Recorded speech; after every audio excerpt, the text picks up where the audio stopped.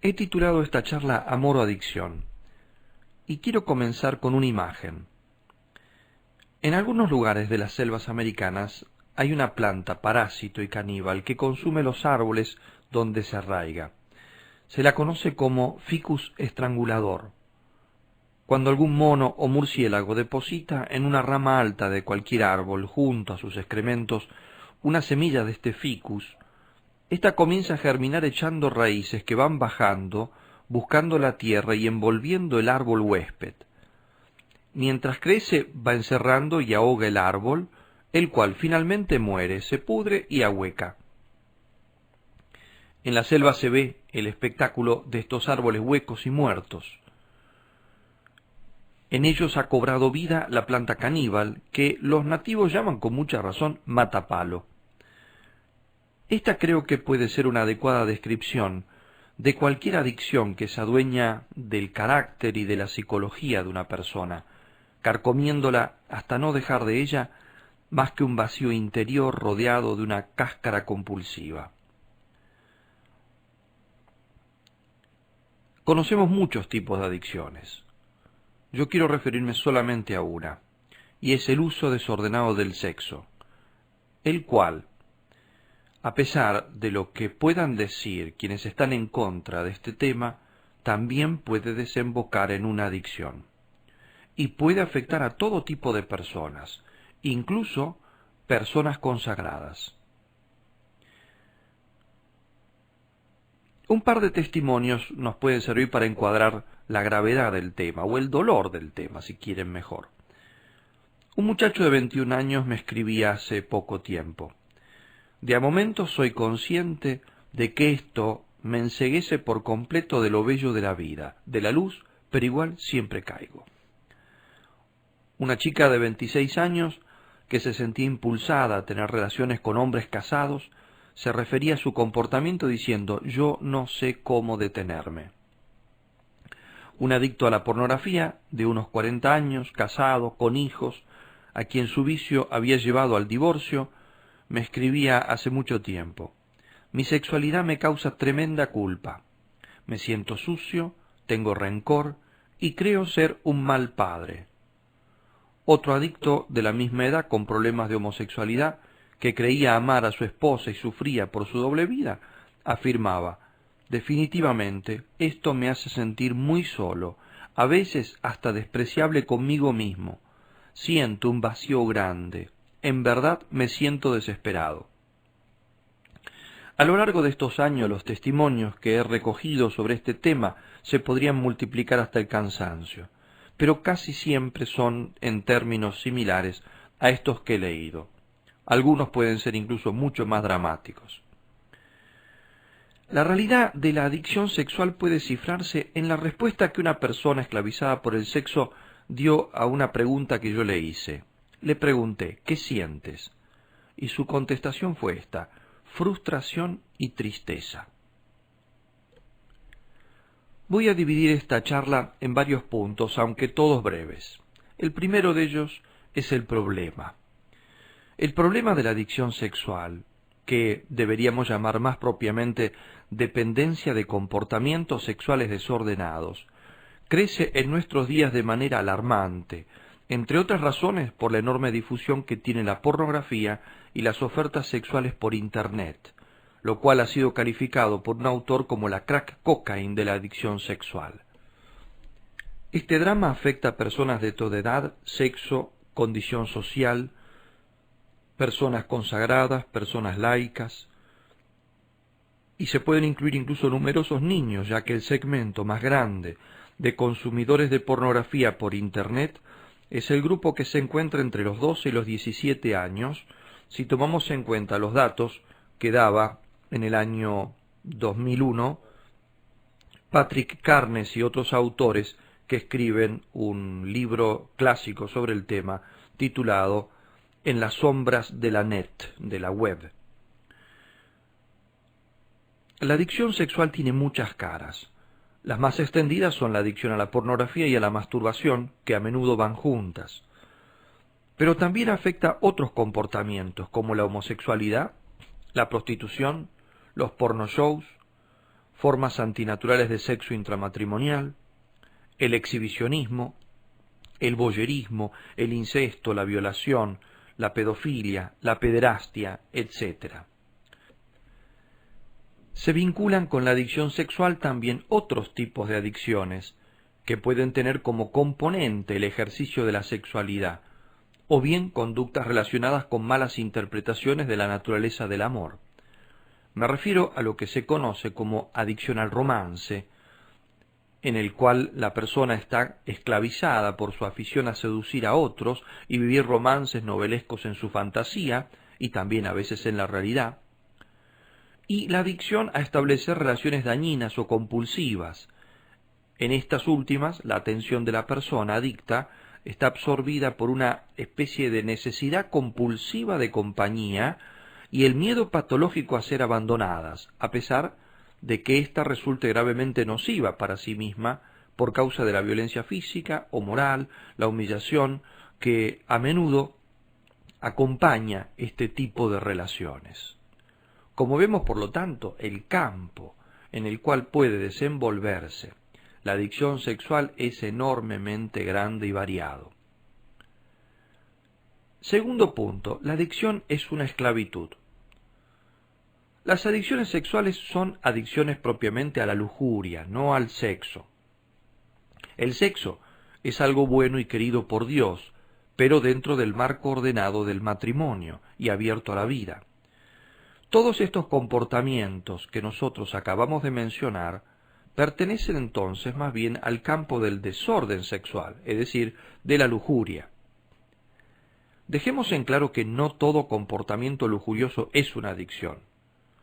Puede desembocar en este problema porque la lujuria es el uso desordenado de la potencia venérea que está ligada con el instinto de conservación de nuestra especie, y por tanto es la alteración de una función primitiva y vital de la naturaleza, ligada a una enorme capacidad de placer, precisamente en función de garantizar la conservación de la especie. En los animales, al estar regulada exclusivamente por el instinto y por los períodos de celo, no existe el peligro de generar una desviación, porque la inclinación sexual se despierta y se apaga según los períodos del celo. Pero en el ser humano no está ligada a determinado período, sino que debe ser regulada por nuestra libertad. La inclinación sexual puede despertarse por eso en cualquier momento, sea por un más o menos remoto origen instintivo, sea a través de la fantasía, o bien por el ejercicio libre de la voluntad. Pasa a convertirse en una adicción al escapar al dominio de la persona y, por tanto, al dejar ésta de ser libre respecto de este ejercicio. De ahí entonces que adicción significa propiamente inclinación compulsiva hacia un objeto o acción. Ocurre otro tanto con los otros instintos básicos. El instinto de supervivencia, cuando se deforma o cuando no madura, degenera en egoísmo, ambición, despotismo, violencia. El instinto religioso, cuando se desvía de su centro de equilibrio, se puede tornar en superstición, credulidad, búsqueda morbosa de lo mágico o incluso hasta de lo demoníaco. Por este motivo, cuando estamos frente a una verdadera adicción, ésta anula la razón, destruye la libertad y la esclaviza. Toda adicción se trata de un deseo posesivo, es decir, su punto de referencia es mi propio yo. Quiero algo, esto puede ser un placer, que lo produce quizá el alcohol, una sustancia tóxica como la droga, o bien un comportamiento sexual. Quiero un placer para mí. Es pues autorreferencial, profundamente egoísta. Toda adicción es destructiva porque es despersonalizante. El adicto termina viviendo para aquello que lo ata y que exige la inmolación de todo lo que uno tiene y ama, incluso la familia, la profesión, el trabajo, los proyectos, los ideales, la vocación e incluso la vida misma, como puede verse, por ejemplo, en los drogadictos los alcohólicos y muchos otros tipos de adictos. Por todo esto, la adicción siempre es algo doloroso y humillante, como reconocerá cualquier persona que haya trabajado con este tipo de enfermos. La adicción no es amor en el sentido humano y elevado de esta palabra, es todo lo contrario. Las descripciones que los adictos hacen de sus compulsiones, de hecho, no corresponden en nada a la definición y a la naturaleza del amor. De un adicto puede decirse que ama el sexo solo en un sentido metafórico y abusivo, del mismo modo que podríamos decir que un alcohólico ama el vino o un jugador compulsivo ama las apuestas. Esto no es amor, sino absorción compulsiva, incluso, de parte de un objeto o de un comportamiento. El amor humano es en realidad una perfección. Concretamente es la perfección de la libertad. Cuando nosotros amamos, somos más libres, porque el amor nos da la capacidad de dar algo nuestro, de desprendernos, lo cual supone posesión y facultad de disponer de nuestras cosas. Yo puedo dar lo que tengo, puedo dar aquello que poseo. El amor es donación, no apropiación. Es capacidad de salir de sí, de vivir la generosidad, de comprometerse y mantener los compromisos. Es una fuerza personalizadora del ser humano. Quien ama verdaderamente crece como hombre o como mujer, madura, se perfecciona en la medida que más ama. El amor siempre es un movimiento pleno, plenificante, gratificante, aunque siempre exige grandes sacrificios. Son sacrificios que dan fruto. En cambio, en la lujuria faltan los elementos propios del amor. O bien falta la entrega de sí a otro, por ejemplo, en la pornografía, en la masturbación, o falta el compromiso definitivo con la otra persona, como en la fornicación, o se excluye el fruto del amor, como ocurre en la anticoncepción, o carece de verdadera complementariedad, como ocurre en la homosexualidad, o produce daños en el otro, como en el abuso, la violación, la corrupción. Toda forma de lujuria elimina algún valor propio del amor.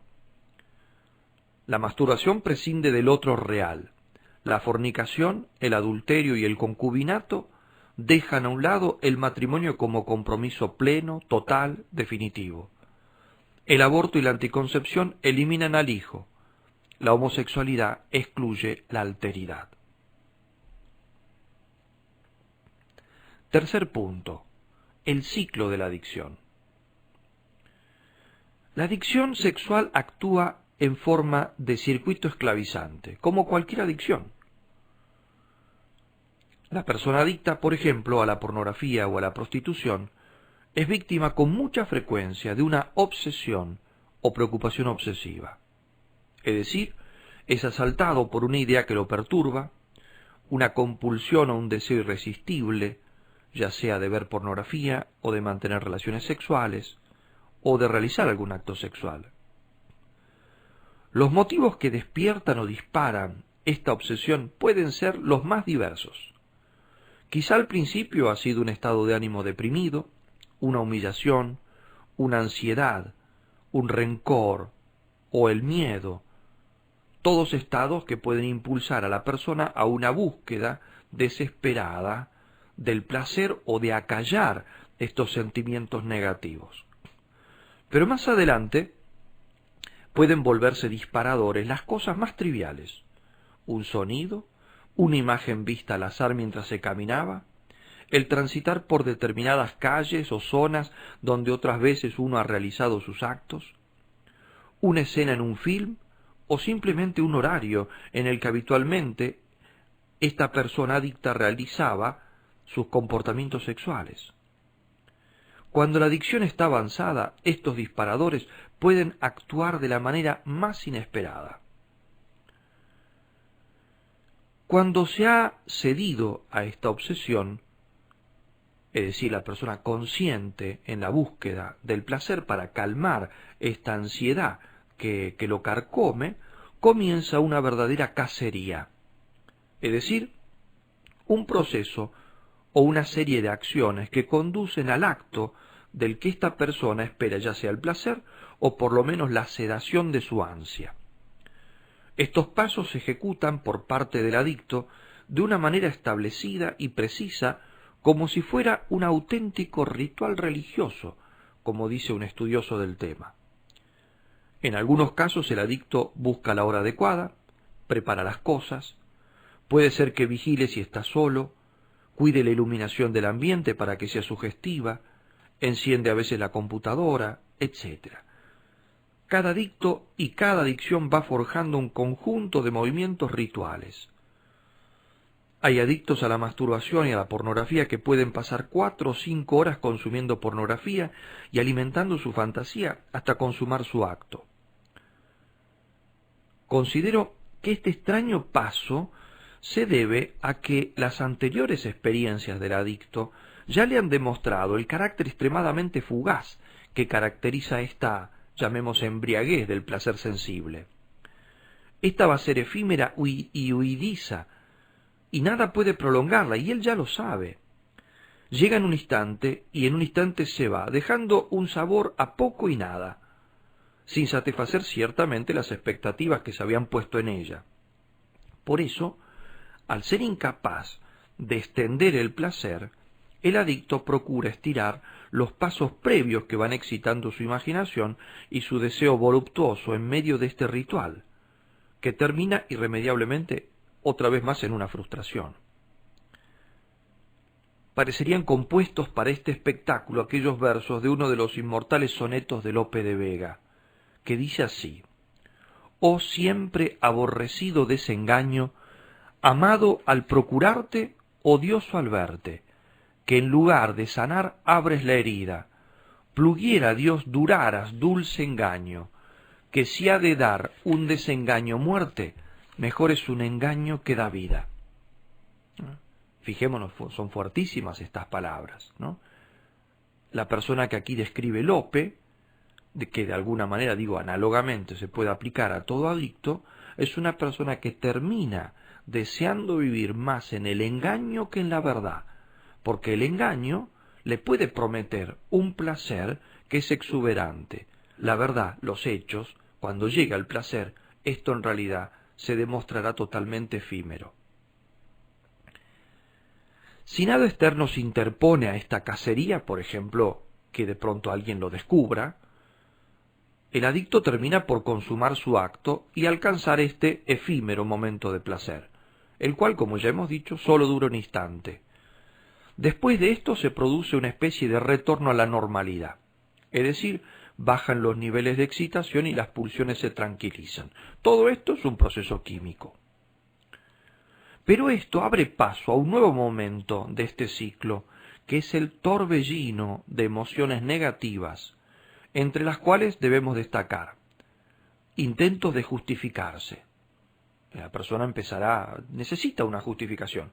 Bueno, todos lo hacen, o pensará, hubiera sido imposible evitarlo, o quizá piense que ya no podía más, o que se comprende que una persona en mi situación obre así, etc. Buscará justificaciones. También aparecen sentimientos de culpación, o sea, echarle la culpa a otros, quizá a los padres por haberlo abandonado, si esta es su historia personal, a su cónyuge por quizás no ser más comprensivo, a sus compañeros por dejarlo solo, a su jefe de trabajo por haberlo humillado, todas las cosas en las cuales él pueda pensar que hay una causa de esto que ha hecho. A veces incluso puede culpar al mismo Dios por no haberlo impedido, por haber permitido esta situación. Lo cierto es que el adicto quisiera que otro compartiera la responsabilidad de ese acto que a él lo degrada.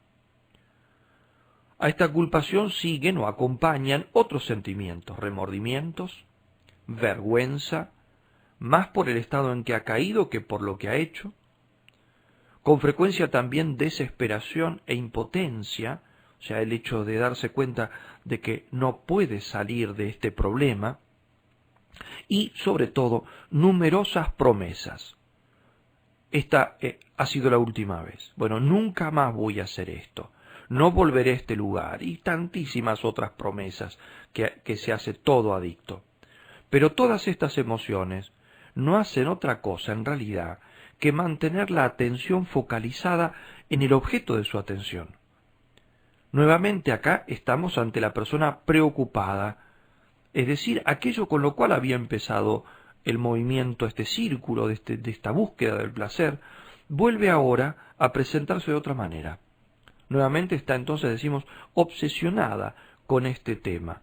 Y muchas veces esta obsesión, esta angustia que lo invade, es el desencadenante de un nuevo ciclo. Cuarto punto, el caldo de cultivo y los disparadores. Ahora bien, vayamos más profundo en el problema adictivo. ¿De dónde nace una adicción? Esta no es un producto que surja de la nada. Por el contrario, se enraiza en un caldo de cultivo compuesto por una o muchas falsas convicciones que conforman una especie de sistema de pensamiento potencialmente enfermizo. Los cauces por los cuales una persona determinada llega a este estado son tan diferentes como las circunstancias vitales en que cada uno le toca vivir. O sea, cada persona tiene una historia y tiene un camino distinto quizá por el cual llegó. Esos caminos pueden ser parecidos, pero nunca van a ser iguales. Pueden haber influido situaciones biográficas muy dolorosas, como el nacer en una familia disfuncional, el haber sufrido el abandono paterno o materno, el haber padecido maltrato y violencia o incluso abusos sexuales de parte de mayores. En algunos casos puede haber influido notablemente deficiencias educativas, como una mala o una insuficiente instrucción religiosa. Con mucha frecuencia se mezclan los malos ejemplos recibidos en la infancia. A veces la culpa no la tienen los demás, o estos no tienen toda la culpa, sino que se trata de personas que se han cerrado sobre sí mismas, forjando una caparazón de egoísmo.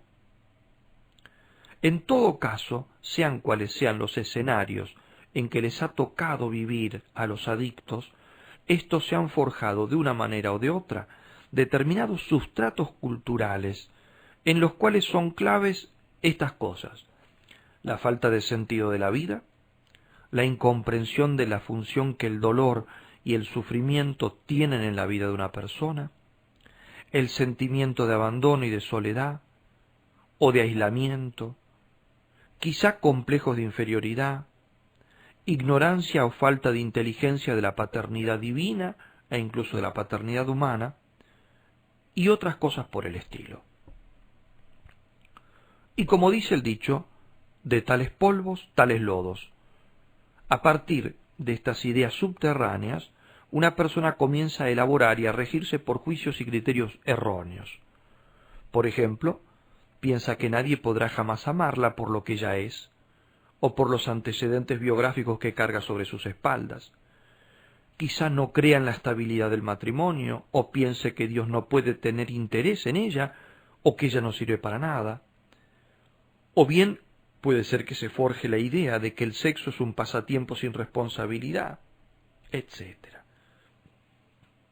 Todo esto alimenta miedos, miedo a entregarse, a darse totalmente a otra persona, miedo a no encontrar amor para toda la vida, también recelos de los demás, a veces como consecuencia quizá de haber sido abusado, de haber sido abandonado. El mejor muestrario de este tipo de ideas me lo hizo llegar un joven que se sintió identificado con estas cosas en una conferencia que di hace muchos años atrás, el cual me pasó una poesía que él había compuesto pocos años antes y que había titulado Vacío, y que dice así: En mi mundo ya no hay luces, las veredas son muy frías, las miradas son de piedra, ya no existe el porvenir. Yo me siento en una tumba y sin luz, no ven mis ojos. Los momentos son de asfixia, no podré sobrevivir. En mi alma hay una pena que no sé cómo extinguir, como el fuego va quemando mi esperanza de vivir. y no encuentro mi refugio, busco luces por seguir y no encuentro más que penas que me incitan a morir. Corro y corro tras la nada, corro y sigo aquí, esperando a que regrese lo que nunca ha de venir.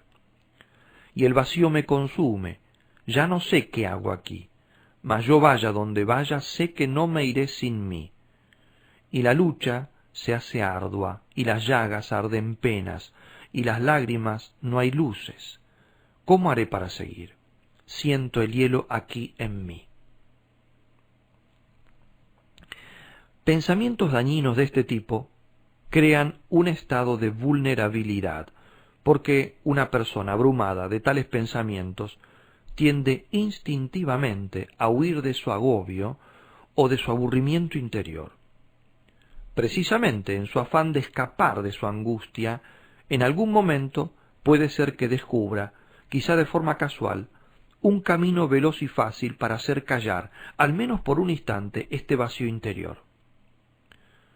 He conocido personas alcohólicas que empezaron a depender de la bebida porque un día en que tomaron unas copas de más, experimentaron que el mundo de hastío y sufrimiento en que vivían se había eclipsado durante unas horas. Lo mismo les ha ocurrido a otros con la droga o con el sexo. Más tarde la tentación de volver a repetir el mismo camino hacia ese eclipse de la conciencia se hizo cada vez más fuerte, hasta que llegó a ser imposible dejar de repetir la experiencia, incluso una vez que ésta empezó a mostrarles otra cara, es decir, a mostrarles que ella también los hacía sufrir.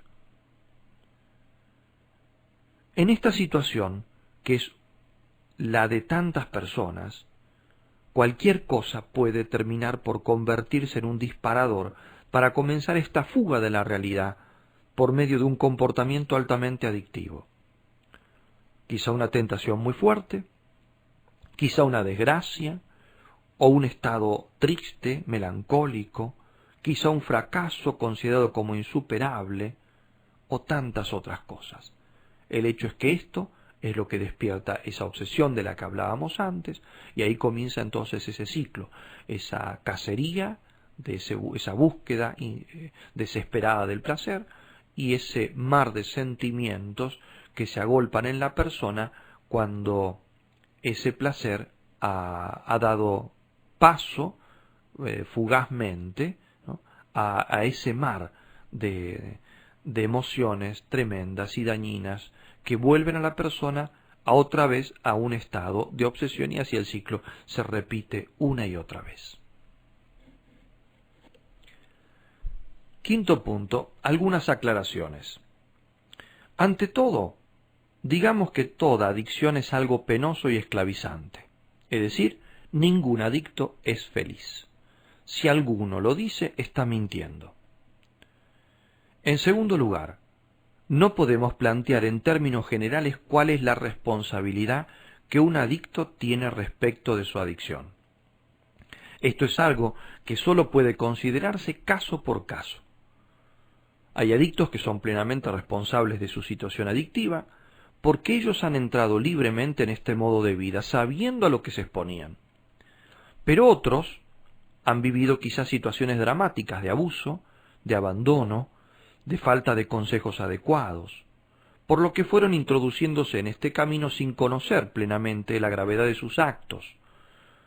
Ahora bien, en cualquier caso, todo adicto, sea responsable total, sea responsable a medias, o quizá, en algún caso, sin tener ninguna responsabilidad, si existiera alguno así, todo adicto, digo, es igualmente un esclavo que debemos rescatar. Tercera aclaración, no todo vicio es una adicción.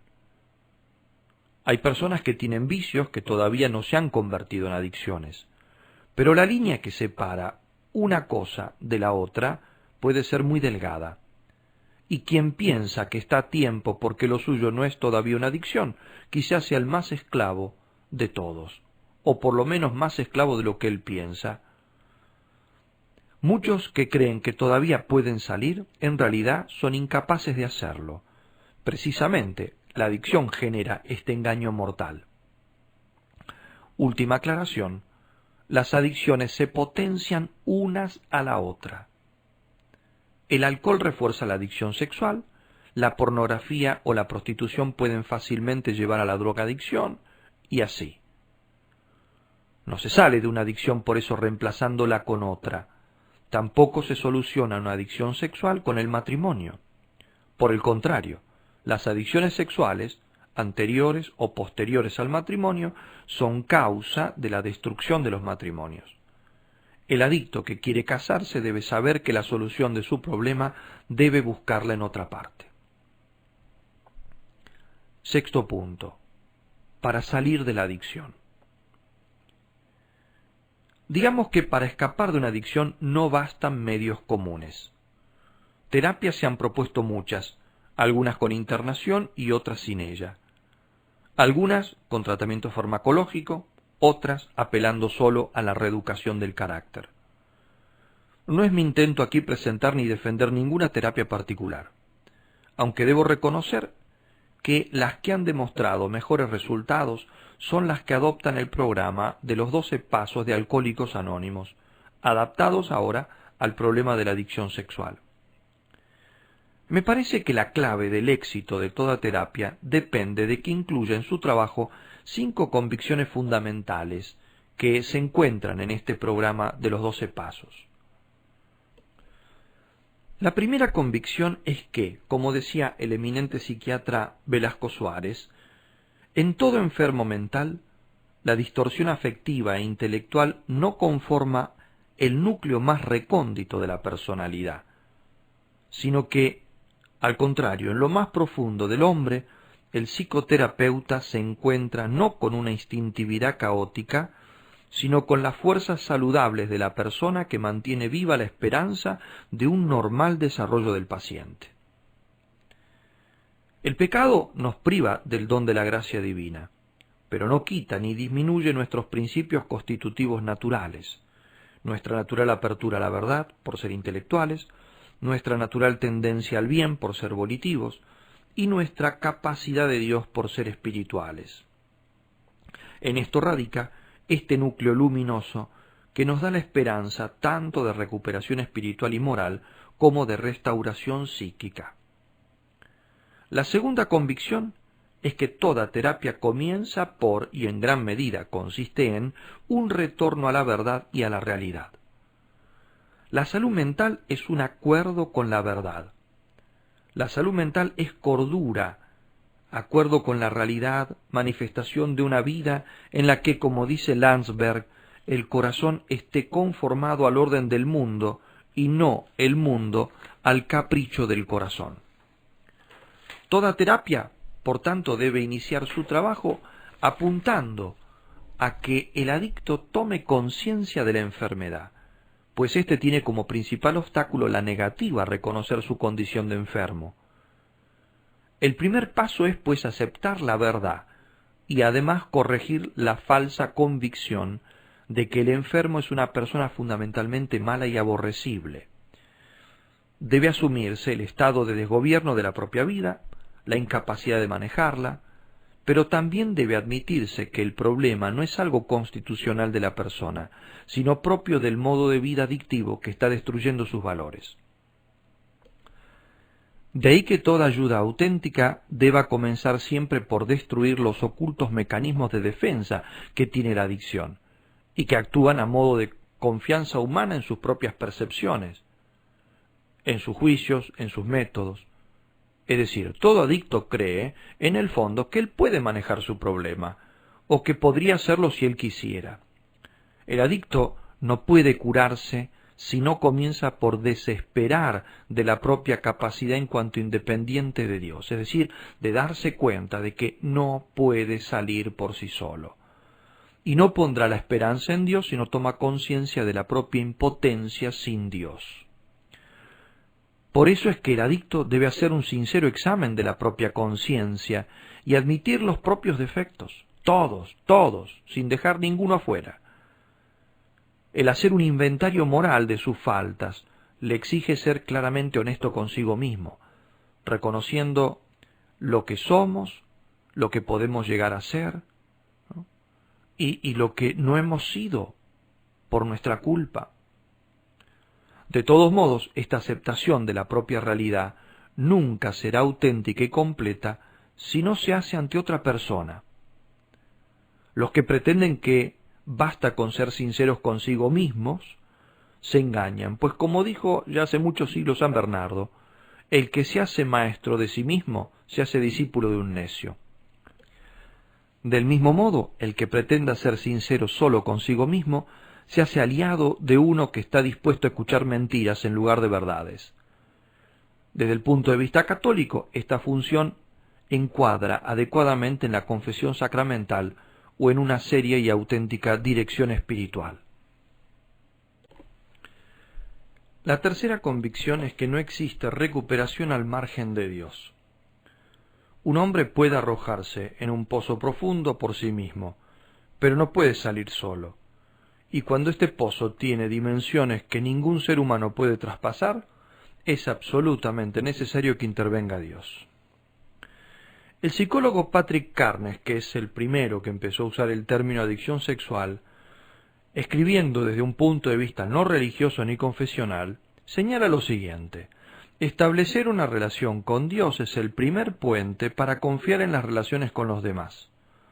Los adictos y los coadictos, al aprender a confiar en un sumo poder, Dios, y en la amistad, descubren que no están solos, que no están abandonados, y por tanto, no son personas malas ni despreciables. En la recuperación de un adicto, entonces, éste debe ponerse dócilmente en las manos de Dios. Si alguien no se deja ayudar, no hay ayuda posible para él. Nosotros los católicos sabemos que para esto es necesaria la mediación de los sacramentos, es decir, la confesión, también en cierto sentido la ayuda de la dirección espiritual.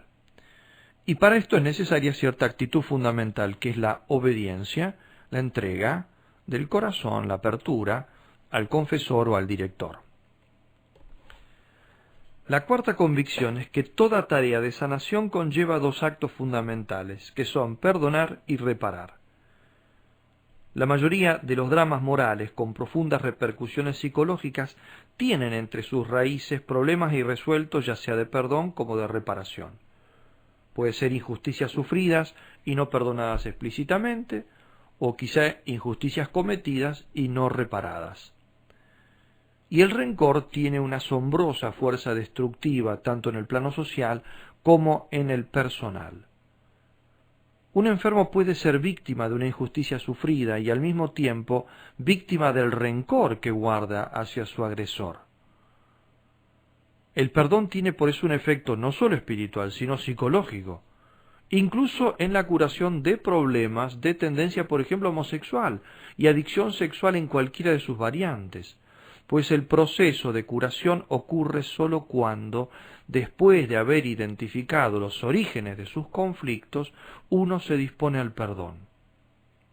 Y lo mismo se diga de nuestros errores e injusticias tan presentes cuando se han dado traiciones conyugales, mentiras, abusos, etc. La disposición a reparar, en la medida en que la prudencia no aconseja algo distinto, es una verdadera fuerza restauradora de la personalidad. Finalmente, la última convicción es que no puede haber sanación de una adicción sin una reestructuración total de la vida personal. La terapia psicológica y espiritual no consiste en un cambio aislado y pasajero, sino en una transformación auténtica de la vida. No hay mejoría ni rehabilitación si no se reforma, es decir, si no se da nuevamente forma a la vida con un programa que reintegre en la vida cotidiana, o sea, de aquí para siempre, las dimensiones que se habían perdido y que tal vez condujeron a la adicción o al desastre moral. En particular, el continuar con el examen de la propia conciencia, con la oración, con la búsqueda de Dios, con un plan de vida realista, exigente, completo, y con el compromiso en ayudar a otras personas que sufran el mal del que Dios ha sacado al adicto. Séptimo y último punto, la libertad y la virtud. Como conclusión de todo lo dicho, debemos decir que, aunque pueda resultar muy difícil, Con la gracia de Dios es posible salir de una adicción. La libertad es posible porque Cristo nos ha traído la libertad. Pero la libertad viene por la virtud y no por otra vía. De hecho, las virtudes son hábitos que perfeccionan la libertad. En este caso, la libertad depende del compromiso con la castidad, con el pudor, con la generosidad, con la firmeza del carácter y con la mortificación. Hay esperanza de salir de una adicción siempre y cuando se esté dispuesto a vivir la verdad, ya sea reconociendo nuestra impotencia de salir solos de este problema, abriendo el alma ante Dios y ante quien nos pueda ayudar, confiando totalmente en Dios, que puede sacarnos de los peores pozos en que nos hayamos metido por nuestra necedad, reestructurando nuestra personalidad sobre la base de la virtud y los buenos ambientes, y teniendo un buen apoyo espiritual de forma permanente en nuestra vida.